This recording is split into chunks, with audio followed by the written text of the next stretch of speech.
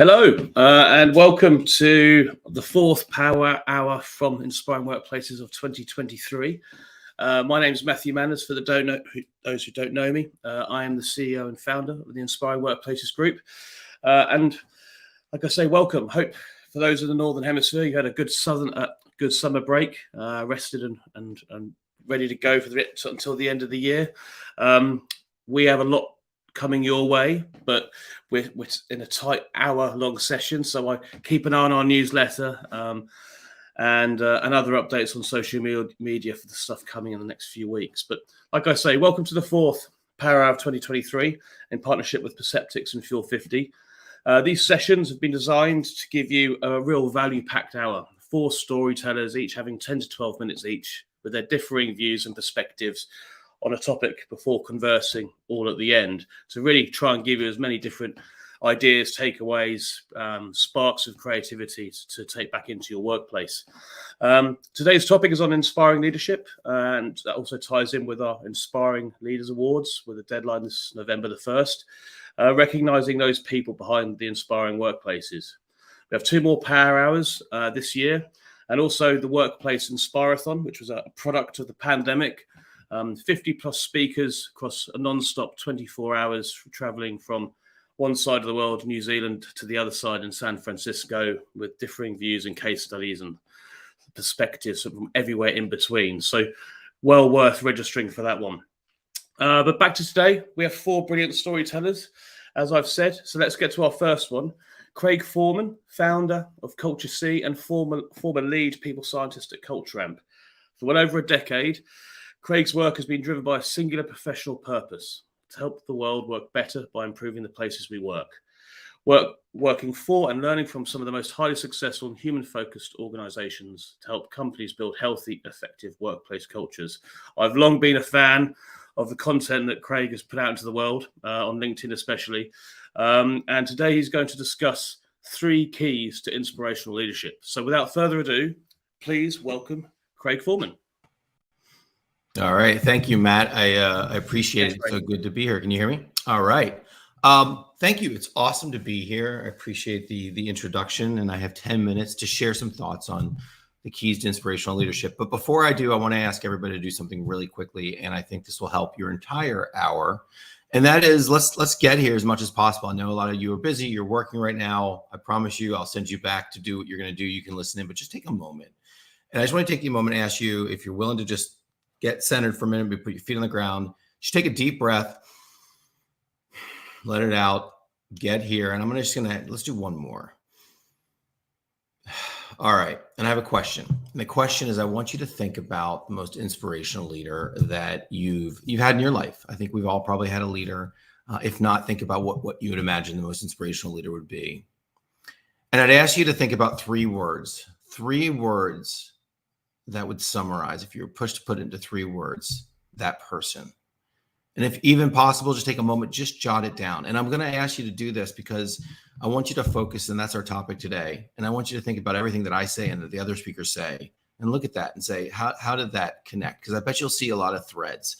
And when we have some good information with good examples together, can inspire all of us, because to ultimately lean into that and be that for others, right? And I think the goal here is to do that. So hopefully you had a chance just to get a couple of words about what that leader meant to you, who that leader was, and that will help frame this for today. Quickly, a bit about me. Like Matt said, driven by this passion, and it's led everything I do, both educationally and professionally. And it's given me the ability to go work with some of the most amazing organizations to help them both bring data to the table. So I think that's an important piece, and we'll talk a little bit about that. In building great workplaces. But that starts with leadership, right? We are working with leaders of organizations, helping them assess, understand culture, and take action. So when I was asked today to do this, I just simply thought to myself, what are the 3 core things? If I was on a stage right now to say, what are these 3 key things around that? So let's just pull that up as far as a title. So the 3 keys to inspirational leadership is what I thought about. So I came up with 3, and we'll walk you through them. So the first came to me is this idea of clear vision, mission, and values. Now, even when I write that, I think to myself, okay, mission, vision, values, we've heard that before, but I've had to lean back into this. I've worked with leadership teams, and I think a real deep sense of the power of this, and why it's so important and continues to be. First is the idea of vision. And when I think of vision, I think of, why do you exist? What are you here to do? Now, I'm imagining I'm talking to people that maybe run small companies or are part of a team. Oftentimes in large organizations, the vision is going to be set by the organization. Why are we here? Why do we exist? But as a leader, and your team is ultimately leading, the organization is leading people towards a common vision, right? If we don't succeed as an organization, it disappears. So it's amazing how many organizations really have a hard time describing this. And I think without it, you're kind of moving around. So that vision may be given to you, or maybe something you want to come up with your own team. Why are we even here? Which then leads to mission, which I think of as, how are we uniquely going to act on that? What are we doing to bring that to life in the world, right? So maybe my mission is to help the world work better. And I do that by supporting organizations to bring in data, have healthy conversations, and engage more leaders and managers in the process. That might be my mission, right? So at this point, no matter who you are, you may have been given the vision, you may have the vision, but your mission should be defined within your team. Every team can have its own mission. So if the organization is to create, a healthier world via produce, and you're running a marketing team of that organization, sitting down with the team saying, what's our mission? We want to bring the best content to life to inspire people to consume better. Whatever it might be, it's tying that back. And then finally, the values, which is so important. And again, often overused or scoffed at because it's not lived by, but the power of solid values, defining values for your team where everybody can connect their individual values to this set of values that will dictate the behavior. How are we going to behave in our effort to move towards the thing? And I'm starting with this because leadership is also a relationship between people following and leading, right? If we can't go to our people and say, here's where we're going, here's how we're going to go about it, here's how the basics of how we're going to behave, then everything else starts to fall apart. But as humans, it helps us align and get organized. So I would ask you, if you're being honest with yourself, could you go further with this? Could you define it better? When it comes to values, I would encourage you to stay away from integrity, authenticity. These are basic core values. I would expect anybody that I work with to have some of those. What we're looking for, the values where you can take somebody who individually lives by authenticity. I want to be honest, or I want to live my truth, and say, well, to get to where we're going, we're going to take care of each other in the process. Can you hook your personal values to that so we can go there? This team's going to take care of each other to get the job done, right? That might be one of your values. So think about that. What are 3 or 4 things that are going to dictate the behaviors to achieve success on your mission? Okay.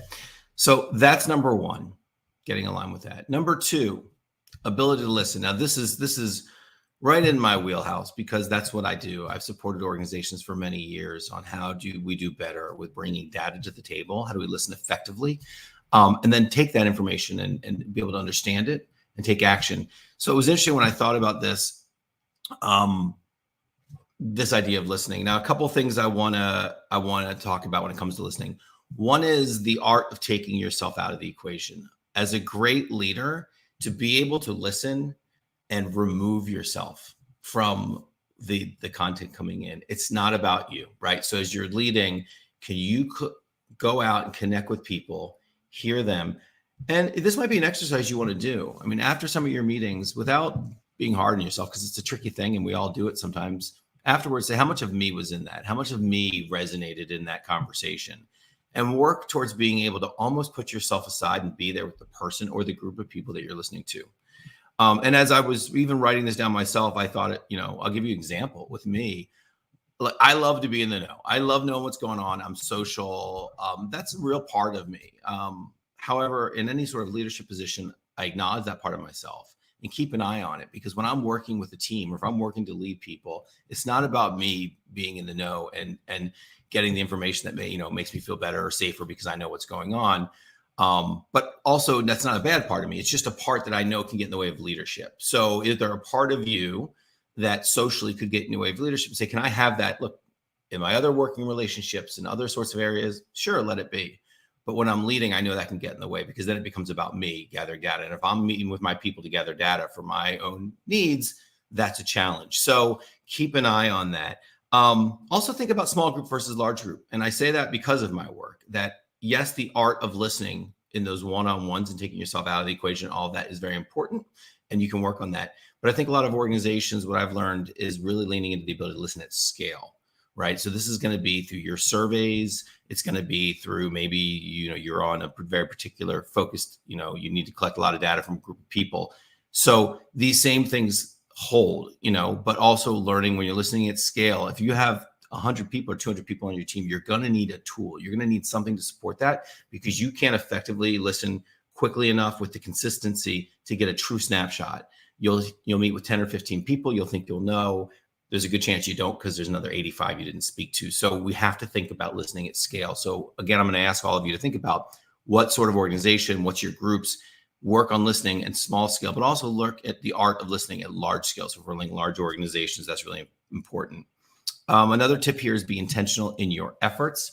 Just keeping an eye on time. Be intentional in your efforts, right? That when we talk about listening at scale, it's not having conversations.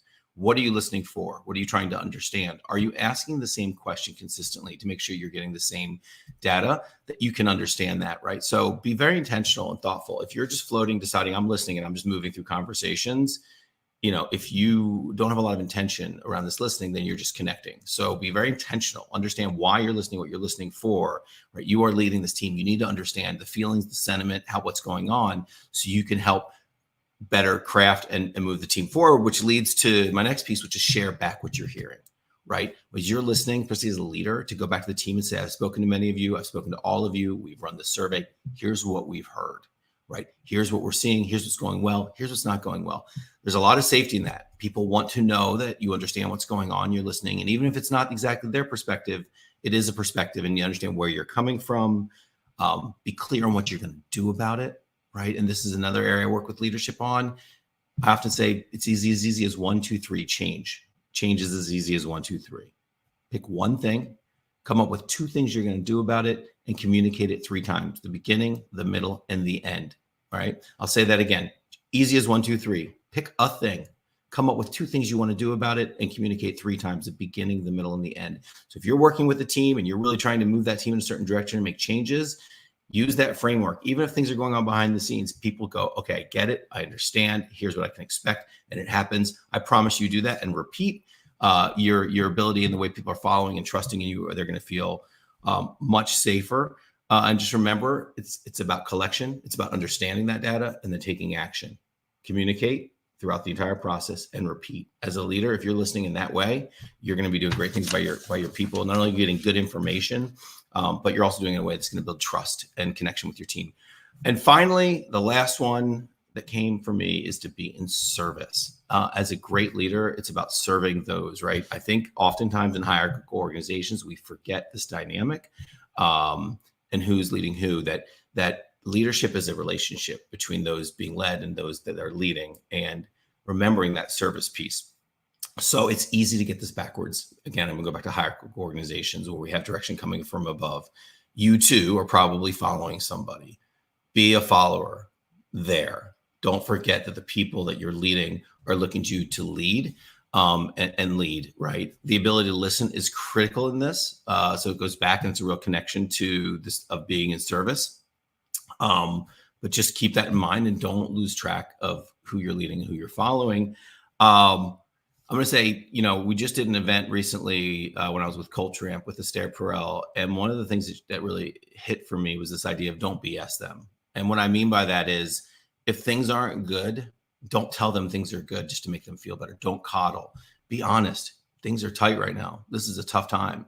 Here's our plan. Here's what we're going to do. Here's how I'm going to communicate with you. And we're going to get through this together. The connection and resonance between leadership and followers when people are going through tough times and feel like the leaders are being honest with them is powerful. It's also very easy to lean the other direction. So keep an eye on that. Shoot straight with your people. Be honest. Don't tell them it's going to be okay when it's obviously not going to be okay. And then all of a sudden, you're not safe as a leader anymore. Performance and development. Separate performance from development as a leader. If you need to have performance conversations, those are looking back against the contract you have as an employee. We set out to do something. We're going to pay you X. You're going to do X. How's that going? Should we give you a raise? Should we advance you? Should you be promoted? That's a great conversation. It needs to be had. We're under contract. That's an important piece for employees to understand. However, development, the number one reason people join companies and the number one reason people leave companies is around being developed. Separate that conversation with your people. Where are you going? What do you want to do next? How can I support you in these efforts to get there? Regardless of where this thing goes, where this performance conversation goes, how do we support you? Tease those apart as a leader. Very important. Prioritize your people's well-being. I see that I'm at the end of time. Prioritize your people's well-being. Right? This goes back to remember who you're leading. Check in with them. Make sure they're doing all right. Your job is to support them, take care of them. And in the end, I asked you about the leader, that you admire, that you thought about. Be the leader that you admire. Be the one you wish you had. Be a role model. Do your best to show up the way that you wanted someone to show up for you, or somebody did show up for you. Think about that often. Look, 10 minutes flies by. I hope these 3 keys were helpful, and I really appreciate the opportunity to be here with all of you. And I look forward to the questions at the end. So thank you very much. Brilliant. Thank you, Craig. Lots in there. So, thanks very much. And one word that instantly popped up was confident with the leader that resonated with me. So, yeah, hopefully some of what I shared lines up with that confidence, right? So, thinking about those alignments. So we'll see you shortly. So, lot to unpack there and think about, but we're going to move straight on to our second storyteller. And Fiona Hiscox, founder of Organisational Alchemy and Thrive Change, whose missions are to bring a more human-centered approach to the world of work, unleash more magic in business. Fiona's talk is on leading from the heart, how connection transforms us and our teams. I feel like there was Craig was starting to talk about connection there, so a nice segue into this. How do we as leaders understand and regulate our human physiology to achieve better outcomes and a healthier working life for ourselves and our teams? So without further ado, please welcome Fiona. Thank you, Matt. It's lovely to be here. Thank you for hosting us. Pleasure. I'm going to leave you to it. Lovely. Hopefully you can see my slides. Please shout if you can't. As Matt said, I am a story and narrative practitioner, actually. I've been working with stories in business for over 25 years. And really that's shown me the power of people in this time. And that really is the key to unlocking the success of our organization. So at Organizational Alchemy, we work at the intersection of purpose, sustainability, organizational culture, and human flourishing. And I think seeing all of these things as completely connected is part of our job right now, because we are working in such a complex world. And this is a systematic and a human-centered approach we need if we are going to thrive as humans, and our businesses are going to thrive as well. So I was delighted to have Craig on before, because he tuned straight into what this talk is about, which is about relationships and the power of connection. So I think what's interesting about our time right now is we have been trained as leaders and managers to manage everything except really ourselves. And with burnout and mental health issues are skyrocketing, managing ourselves is not just essential for our well-being, but also for our teams. Because we all know that as leaders and managers, the environment we create has a huge impact on the climate of our teams. And we have this really gigantic untapped potential to transform how we work by changing the mind and the environment and the energy we bring to our work. So today I'm going to share a little with you about how you as leaders and managers and team members can create better teams, better relationships, and better outcomes. And I'm going to talk about 2 key concepts which drive the success of these workplace relationships. The first is the filters in our heads, and the second is our emotional state. So let's dive into the filters in our head. In the West, we are trained in analysis, but not perception. And the question to ask yourself at this moment is really, how clearly do you see the world in front of you rather than through the filters in your head? So this is really important when it comes to our relationships at work, because all of our work is done in relationship and collaboration with other humans. So, and each time we come to a relational moment, we have a set of expectations, we have a set of assumptions, and we often have a set of judgments in our head. I know I certainly do. We all walk around making up stories about other people. And those can come from personal experiences, but also historical interactions. I was talking with my colleague Kate beforehand about some of the people that used to frustrate us in our work lives. And we were chatting about one person who used to frustrate me. And it was only when I realized he reminded me of one of my most irritating school teachers that I realized why he frustrated me. So poor guy, it had nothing to do with him. So take a moment now and just have a think about someone in your team or business you have a difficult relationship with. Have you got that person in mind? Often they'll jump straight in. So with that person, you'll find that there are a set of judgments and history that come to it. And what I want to do today is help you think about why that historical situation happened and what you can do to take more ownership on it. So we have our sets of judgments, we have our filters that we walk in, and then we also walk in with an unconscious emotional state. At work at the moment, pressures are super high. Things are going really fast, we've got multiple priorities, and it's a very high stake environment. And that means we can sometimes be working from an unconscious emotional state. And when we are emotionally volatile, people don't feel safe. And they're going to waste a lot of time worrying about what's going to happen next. And the quality of our connection is damaged. And it only takes a split second to damage a relationship. And I have that example myself from one of my old colleagues, fantastic Emma. She was such a great project manager, but we were working on a really high stakes, intensive piece of work. And we were getting right to the crunch time when we had to deliver workshops in multiple settings with multiple people. And it was so stressful. And in that moment, I didn't react well. And I did come from an emotionally volatile place. And I could just see in that moment that I had damaged our relationship. And it was really hard to rebuild that because it just takes a split second for something to spiral out of control. And that quality of that connection gets damaged. So leaders and managers are really directly connected to the emotional and the consciousness tone of a team or group. And that might be fairly obvious, but it's really how do we tune into our own emotional climate and our own way that we are coming to the work. That's sometimes called the resonance of a leader. As Craig said, he mentioned that word resonance. We want to get into that good energetic state.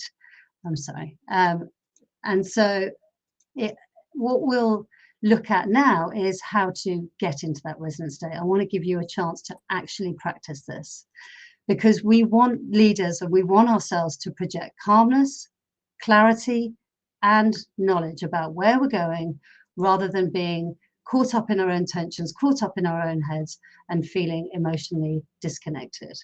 So let's talk about the nervous system. Our nervous system is running the show in our bodies.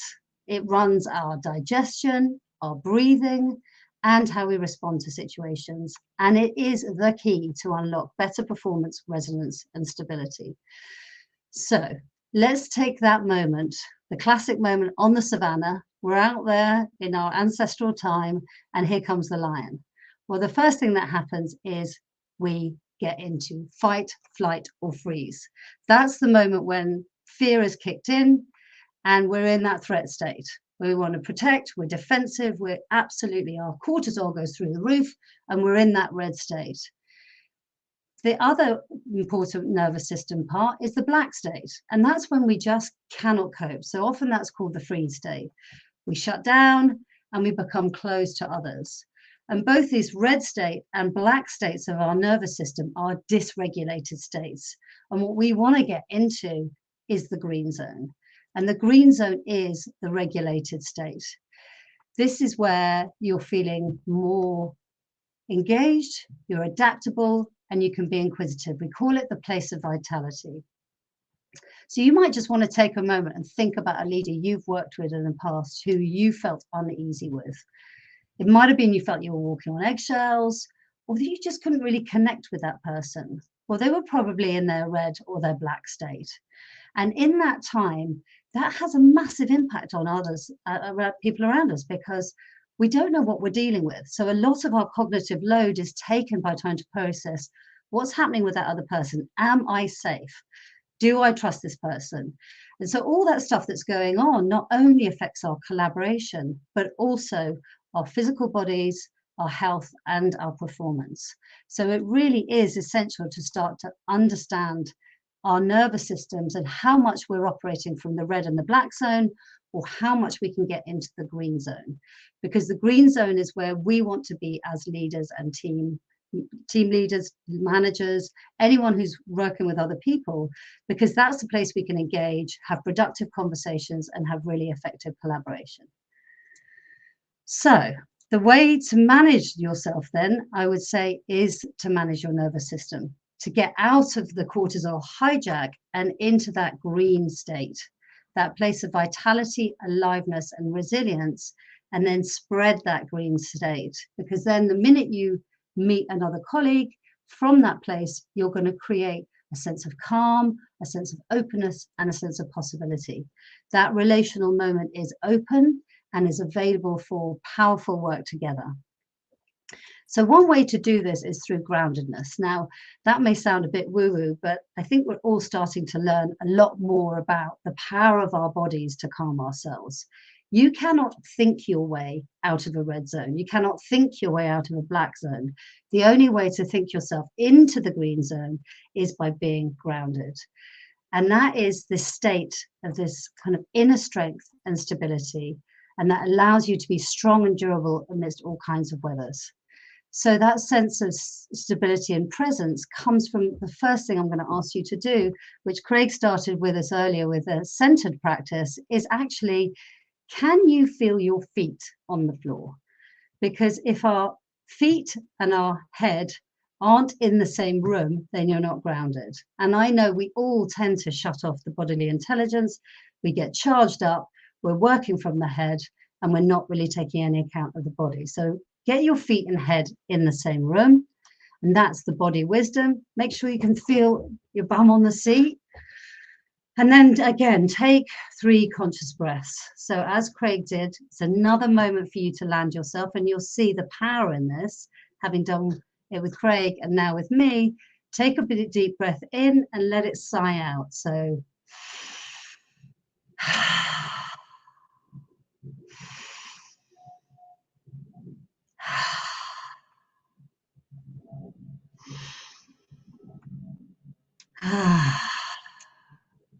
and now you'll find yourself dropping down into your body, coming into that state of calm. We are learning so much more about the power of our bodies to create amazing work lives and to create really powerful relationships with others. How we can create that island of calm and connection. Because in that island of calm and connection, then your team feels calmer, your team feels safer, the connection is stronger and more resonant. And that means people are more likely to take risks, they're more likely to trust each other, and we all get to feel better, which is really important to me at work. We want to have work lives that feel good, that we have great conversations, we feel we're doing good work, we feel trusted, we feel safe. And that's where, as Matt says, the magic happens. So I would say as leaders, people need to know that we care about their needs and we care about their well-being, and they feel safe. And when that happens, that is the collaborative superpower. That is the turbocharging juice. Because when they're safe and valued, when their nervous system is calm, then they also can access a better level of performance. So not only you as a manager are creating a condition for them, but they're then also to have that incredible work experience. And that's really what we focus on at Organizational Alchemy. We guide people to understand how to transform work through transforming ourselves, our relationships, and leading happier, healthier work lives, while also achieving outstanding levels of productivity. So we're giving you a taster. There's lots of other things we do around this topic. We're really passionate about nervous systems, workplace well-being, and the power of stories, purpose, and values to design a better business. So with that, I will pass you back over to Matt and say thank you very much for listening to me. Thank you so much, Fiona. Again, lots to think through here, and hopefully we've got some time for questions at the end, but absolutely brilliant talk. Thank you so much. So rapidly moving on to our third storyteller. So much to digest already, but we're going to take a fully right 90-degree right turn now with our content. And We're going to welcome Michael Meehan, a PhD principal consultant at Perceptics even. And Michael's going to discuss how employee insights and AI can facilitate leadership development at scale. And we were talking about scale with Craig at the beginning. So lots of overlap, even though different themes. The impact managers have on employee experience is just one of the reasons why Gartner reports 60% of HR leaders cite improving manager effectiveness as their top priority. And while being a great manager is essential for creating a great employee experience, it isn't easy. Michael is, as I said, principal consultant with Perceptics, where he provides thought leadership and strategic consulting to clients around their listening strategies, survey design, results, analysis, and reporting, and provides best practice guidance on the product development and implementation of the Perceptics Cultivate platform. So without further adu, please welcome Michael. Thank you very much, Matt. Thank you. I'll leave it to you. All right, let me just get my slide up here. There we go. Welcome, everybody. Good to be with you today. So want to cover a few key topics that relate to enhancing leadership development throughout the leadership hierarchy. First of all, I want to cover the challenges we face in leadership development at this particular point in time, why traditional development methods are limited in some cases in terms of their effectiveness, and then really want to focus on the role of AI technology and nudging specifically in leadership development and behavioral change. So let's first cover the leadership landscape and what we're all facing in terms of leadership development. So even before the pandemic, the world of work has changed considerably, right? And I think the pandemic just exaggerated that, just enhanced the amount of change that we were experiencing. So how we work, where we work, and the skills required for leadership are much more complex today than ever before. And I would say the level of leadership requirements and success are that much elevated. And organizations know this. They've been, siphoning budgets to really focus on how can they develop leaders across the organization. And coaching is certainly one aspect, a very positive effect on the organization, through which organizations can really make an impact. So organizations recognize what they need to do, but it's difficult. It's difficult because of a lot of the initiatives they're thinking of in terms of coaching, learning or training experiences are expensive. They're not scalable, and so they really can't reach the whole organization. What we're hearing a lot from the companies we work with is that they want to find ways to democratize leadership all across the organization, really reach all the way down into the organization and impact all leaders. And so it's difficult with the current tools and methods that we have. Our research also indicates that there's a heightened demand and need for employee career development and internal mobility. In fact, these are frequent drivers of employee engagement and retention. So, if an employee feels like there isn't a future for them in the organization, that you're not investing in their career, they can't see themselves moving up in the organization, they're likely to leave, right? In addition to that, we're also seeing something we call the managerial squeeze. So managers are increasingly feeling overwhelmed. They're feeling overwhelmed because of the goals and responsibilities that are being set forth by their leaders. And then also the responsibility of demonstrating care for their own teams, ensuring that their teams are being developed and managing the performance of their teams. In addition to that, you want to layer on top that, a lot of leaders are managing remote teams.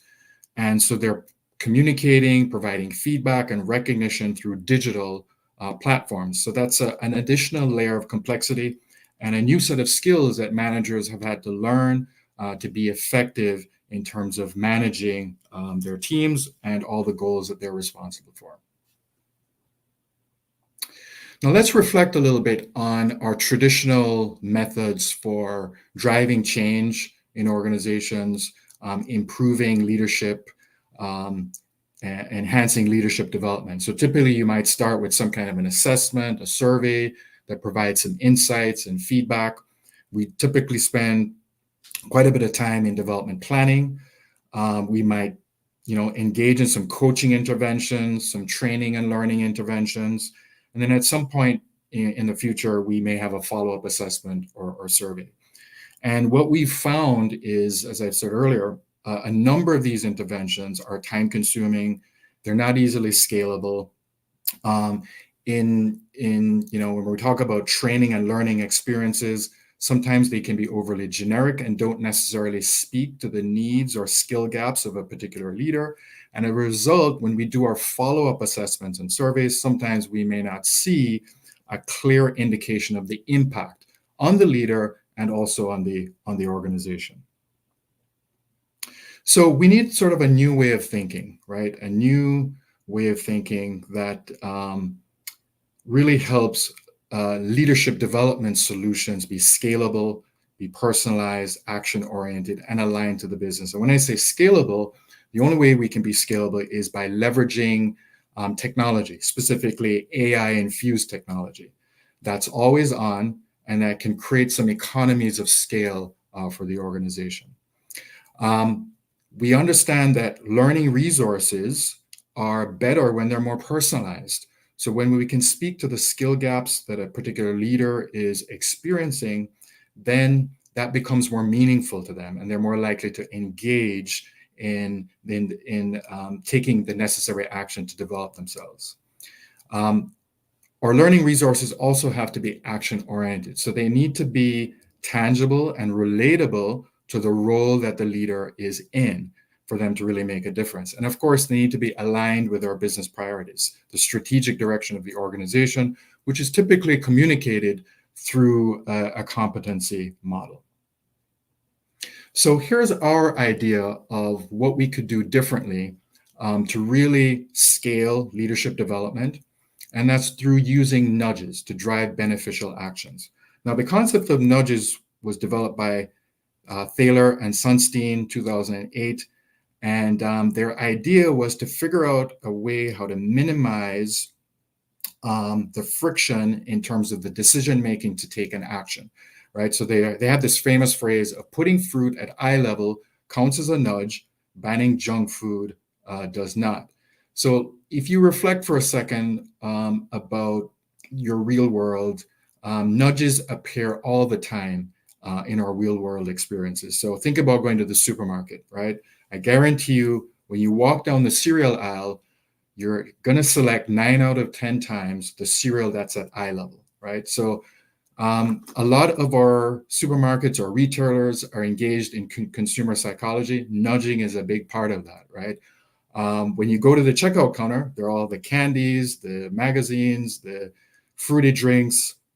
All of those are stacked purposely right in front of the cash register, so you can make an intuitive decision, an easy decision to make that purchase. And that's really what nudging is about.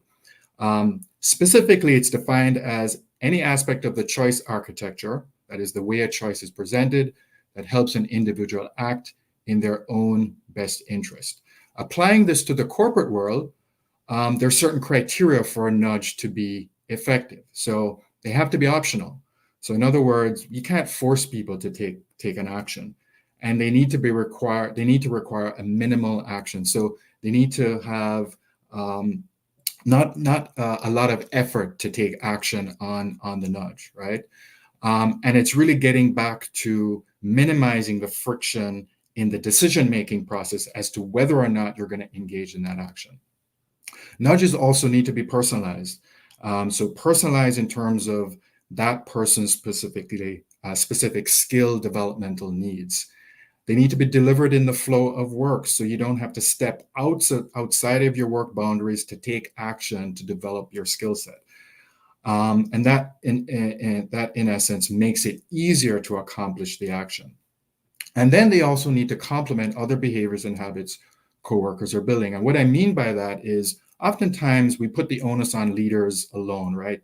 To develop your skills, to fix the problem in your team. And what we're saying here is by sending nudges to peers, or coworkers and to direct reports, we can sort of build an ecosystem of development or understanding or improvement around a particular topic area within the team and organization.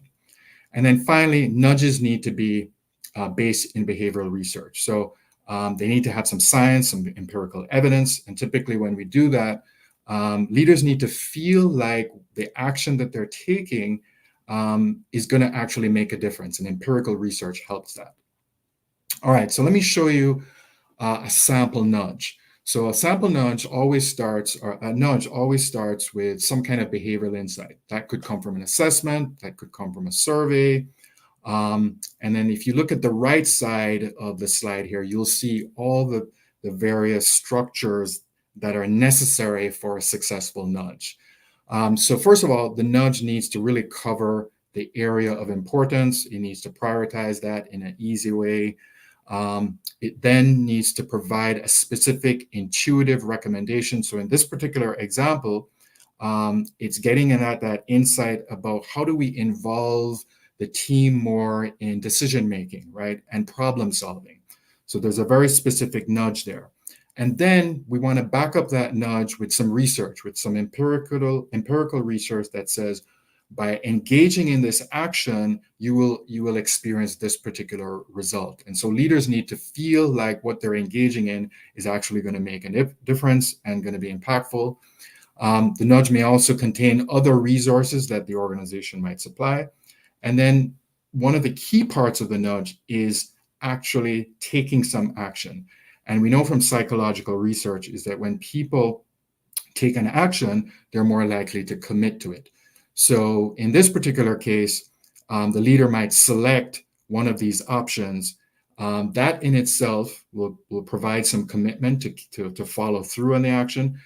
And this also provides information to our AI system. So this is where AI takes hold, because now we are able to aggregate nudges across leaders at various positions within the organization, and basically rank order and get a sense of which nudges are most valuable, are most critical to which level of leadership, and at what particular time. AI is also telling us which leaders to send the nudges to. So it's ingesting all of the behavioral insights and identifying which leaders should get which nudge. So just a simple example here of what a nudge looks like and the key structures that are needed to make a successful nudge. Now, I want to just show you a quick example of how nudging can make a difference. So one of the things that you may all probably recognize if you lead people is that, if you're leading a team of 10, sometimes you get busy and you might forget to provide feedback.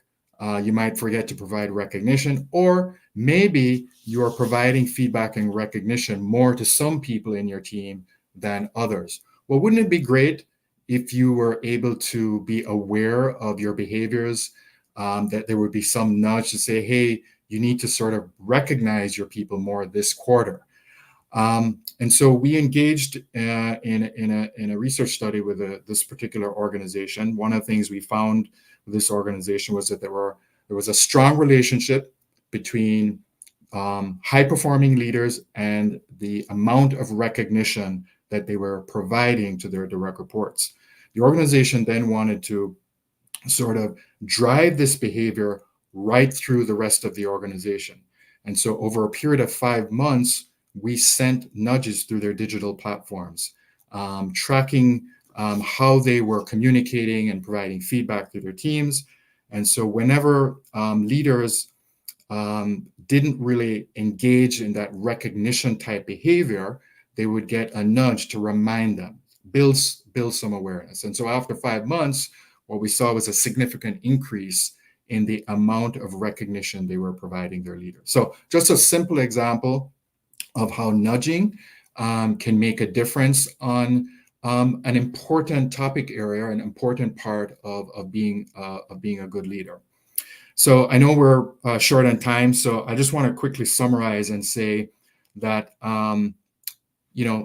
learning and training and development and coaching, they all have their place. They're all valuable. And so I'm not saying that, we move away from those things. Those things are absolutely necessary. But for organizations to be more inclusive of all their leaders and really meet the needs of businesses today, technology, specifically AI technology, is going to need to play a bigger role in really democratizing leadership development and behavioral change. So that's it for me. Looking forward to sort of regrouping at the end of the session and answering any questions you might have. Brilliant. Thank you very much, Michael. Thank you.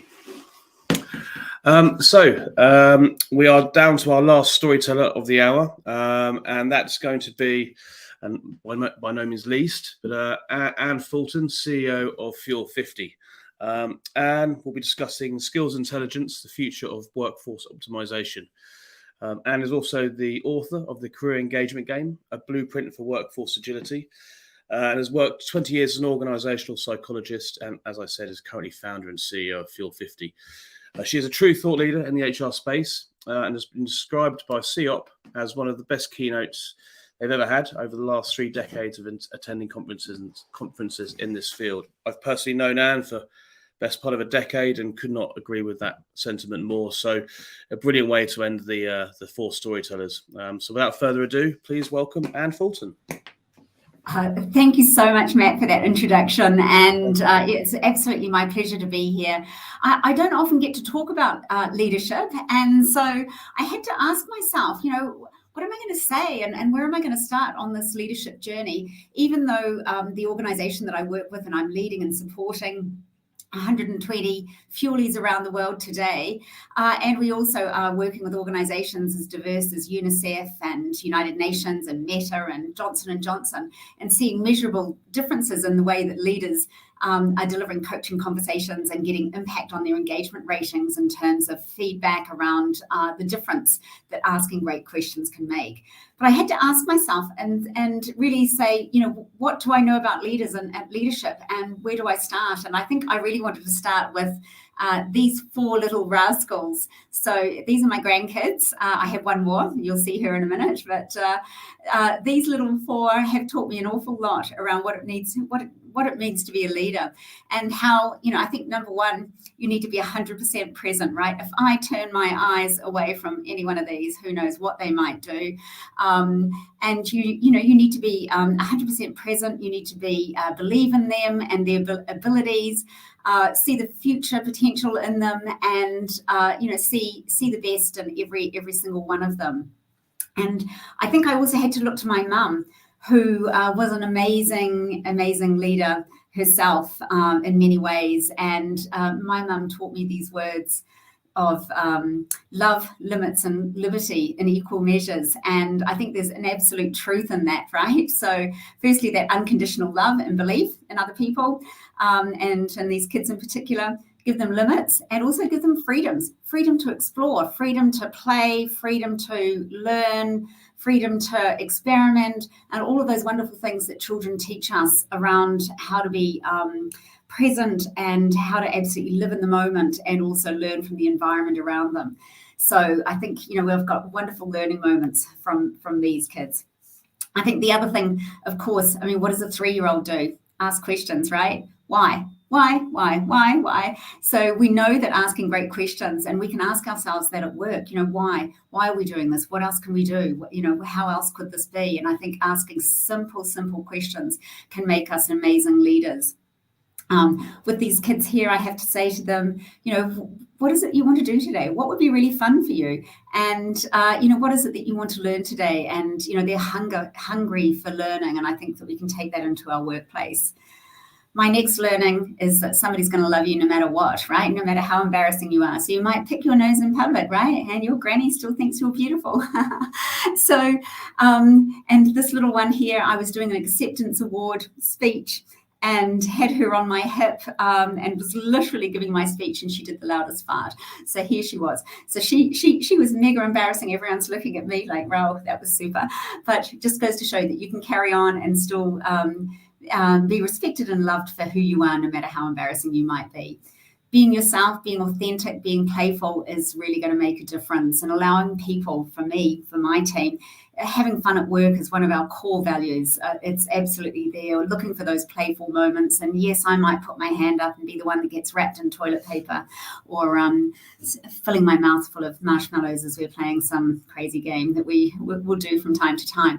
But being absolutely authentic, allowing people to laugh at you and along with you is super important, is one of my learnings. I think giving lots, and this little cutie, I didn't even teach him, pick granny flowers and you'll go far in life. But giving before you get is one of our business mantras. And so every opportunity we have in our business, we are looking for those moments of gift, whether it's a customer service moment, or whether it's one of my phone-based BDRs that are giving value, giving learning, giving an educational moment, or giving learning by having a laughter moment. So to us, that gift giving is a super part of what we do. Asking how you can support. So that simple question, what else can I do to make your work experience better? And what would a great work experience look like for you? And of course, for us, what we need to do is do that at scale. So we are in the business of helping people understand what a great work experience might look like for each and every one of your employees. And imagine if every manager has that insight as to what each and every one of your employees wants, across the spectrum. So I had to take my mum's mantra of love, limits, and liberty, and the way that she brought us up, and I'm bringing the grandkids up, is what kind of leader do I want to be? And so for me, aspirational was really important. And those kids taught me, yes, Fiona, keep your feet on the ground, right? But also, the fun in flying, right? The fun in dreaming big and trying things and being imaginative and innovative and creative in what you can do. So aspirational is a really big part of my own personal leadership vision. Achieving, making sure that we're on track and actually making progress towards our big picture goals. And not a single day goes past without appreciation, and appreciation is built into so many business moments across our organization. So every team meeting, there's a shout out to a colleague that's made a difference to you. Appreciation is one of our core founding values. So our purpose at Fuel 50 is to help everyone across the globe be at their best at work and to evolve their talent and potential.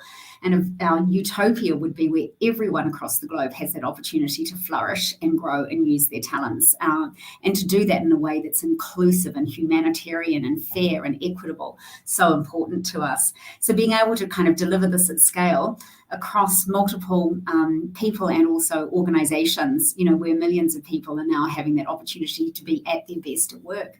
And if you think of the definition of optimize, make the best or most effective use of a situation or a resource, to be at your best. And we took that into our business team and mission across the last 12 months. We always have a rallying catch cry for the year, and this year it's about being one team, one mission, just like the Formula One.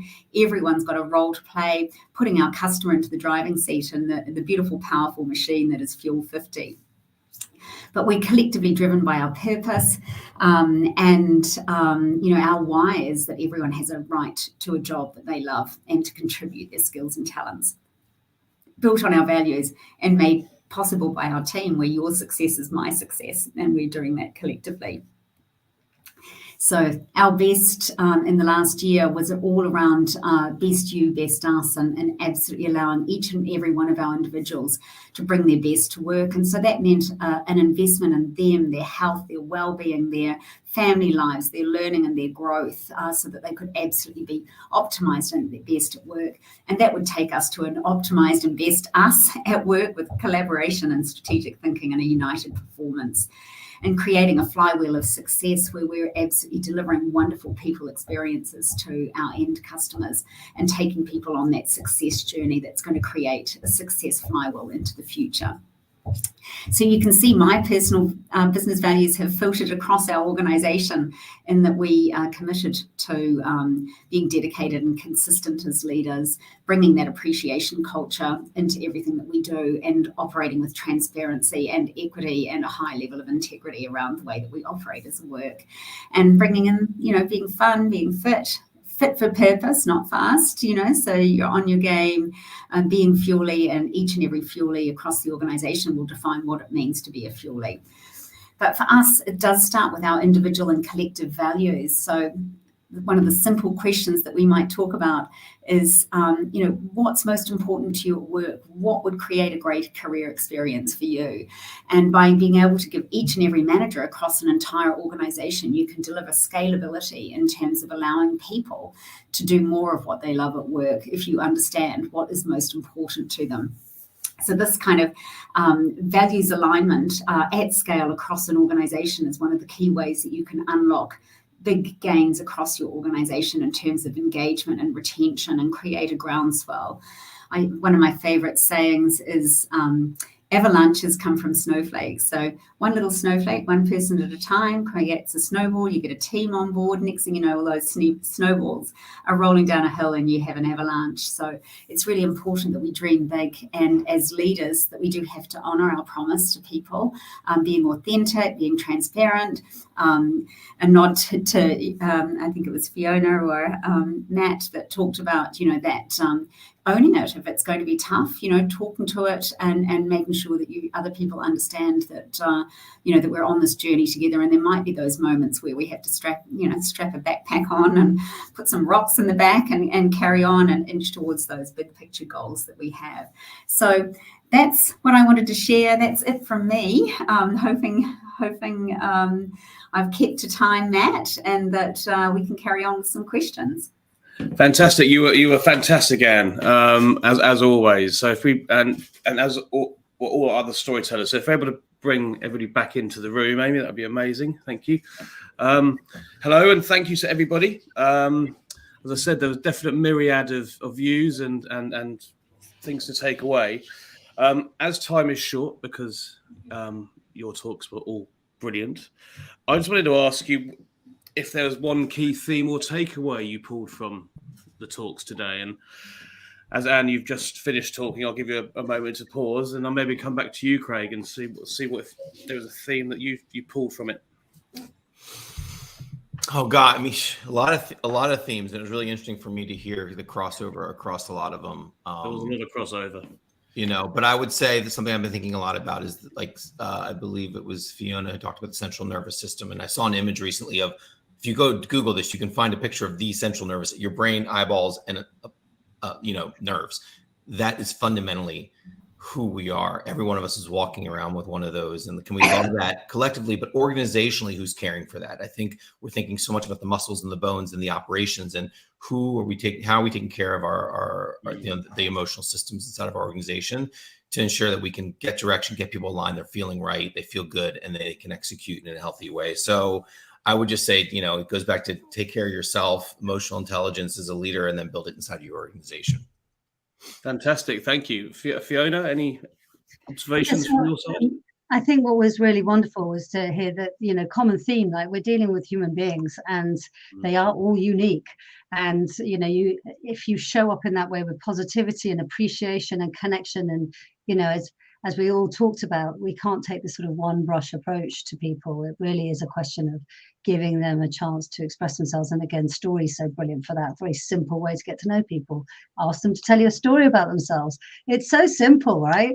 But, we kind of get lost in all of the noise. And so, yeah, it was great to be on such a great panel and hear such different perspectives. Great format. Thank you, Matt.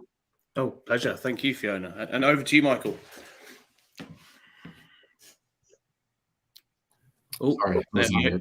Yeah. So I thought very interesting topics. And one of the key takeaways for me, as I'm sort of thinking about sort of the technical aspects of leadership and how we blend technology, we need to really think about how do we nudge and develop leaders in an emotional sense, right? So it's not all about the blocking and tackling, prioritizing and planning, strategic envisioning, but it's all the emotional stuff that you all touched on.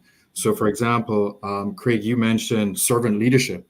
I think that's a huge component. And I think Fiona, you talked about the nervous system, right? Like when you are overly emotional, sometimes you can't necessarily collaborate and get through to your audience and to the people that you serve. So I think there's something there in how we might blend technology and AI to really enhance those aspects of leadership. Brilliant. Thank you so much, Michael. Thank you. And Anne, any observations throughout the hour? Thank you so much. I had so many learning moments across the hour that I had the opportunity of participating. So thank you so much. I had my feet firmly on the ground. Thank you, Fiona. But I also think that, allowing people to fly and aim big and have those moments of fun and laughter along the way is also super, super important. And yeah, I believe completely in that power of gentle nudges, through open questions. Thank you, Michael. So yeah, some wonderful learning moments. Thank you all. Thank you. I agree with everything you've just observed, and my observation, I think, overlaps with many of your own. I obviously love limits and liberty and equal measures. So I'm going to borrow that one, Anne. But I guess where it came from is the responsibility of ownership of our own behavior and self-care as leaders, and self-care being a really important one that came through in the central nervous system. But whether organizations are doing enough to enable people to take that ownership and look after themselves, both from a physical and emotional perspective, to be the leaders and create those environments that we've talked about. I think that was probably my lasting question that comes from this, really, and probably worthy of another hour's long discussion, to be honest. So we will leave it there. I hope everybody who's attended or watching this on demand has taken a lot away from this session. I've learned a lot myself. So leaves it all for me just to say thanks very much to Anne, Fiona, Craig and Michael. And we will be sharing this online, and we'll be back again soon. Thank you all. Thank you so much.